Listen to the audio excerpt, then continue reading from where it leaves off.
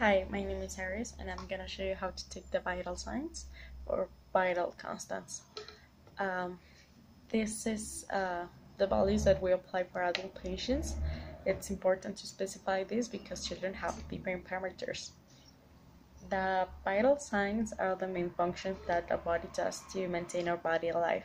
So if something is wrong, it's higher or lower than the normal amount of quantity. Then we can start looking for the main cause that it's making it. The first one is the temperature. We use our thermometer. So we place it under the armpit for 5 minutes, and then we check the results. And if it's higher, and the normal range is between 36.5 and 37.2. And if it's higher or lower than this, we can say a patient has fever or hypothermia. The second is our pulse, and we have many areas in our body that we can take it, but we usually do it over the arterial artery or over the carotid artery. We do this by using 2 fingers and compressing the artery, so we interrupt the blood flow, and then we can feel how many times our heart beats. It should be between 60 and 100. And also we can use our stethoscope. So we can place it over our heart. We need to see if it's open. And then for a minute we count how many times our heart beats. And also with the stethoscope we can see if there is any complication like arrhythmias or something like that. The third one is the breathing. It should be between 12 and 20 times per minute also.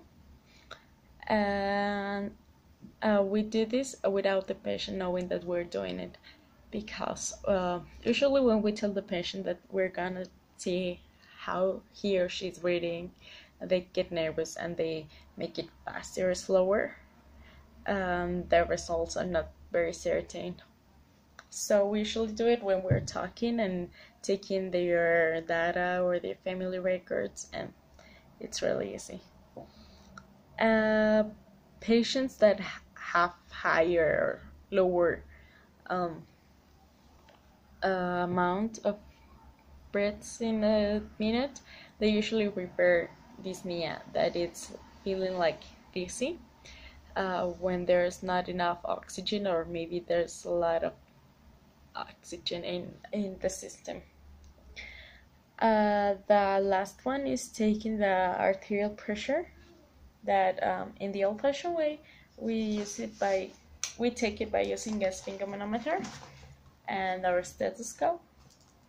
We need to ask the patient to put his or her arm on a plain surface, and then we have to make sure that this little arrow is going to be facing in the front of the arm, like this. So we do it like this.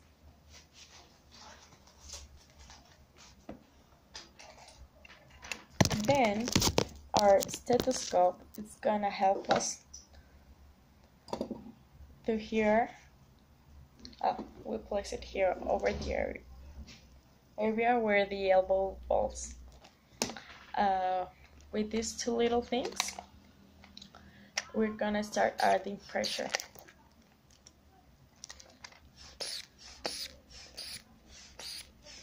And then we get it over 160 usually, and then we decrease the pressure. And here's where we're gonna hear 2 sounds.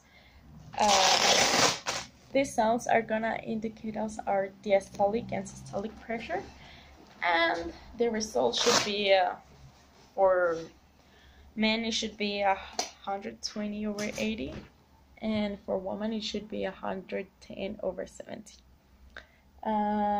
This is the if it's higher, we refer that somebody has hypertension, that it's a very common disease in these times. And if it's lower, we can say somebody has hypertension.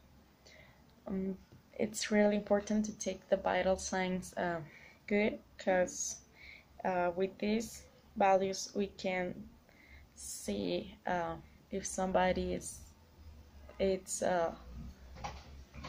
having some disease, and we can save his or her life.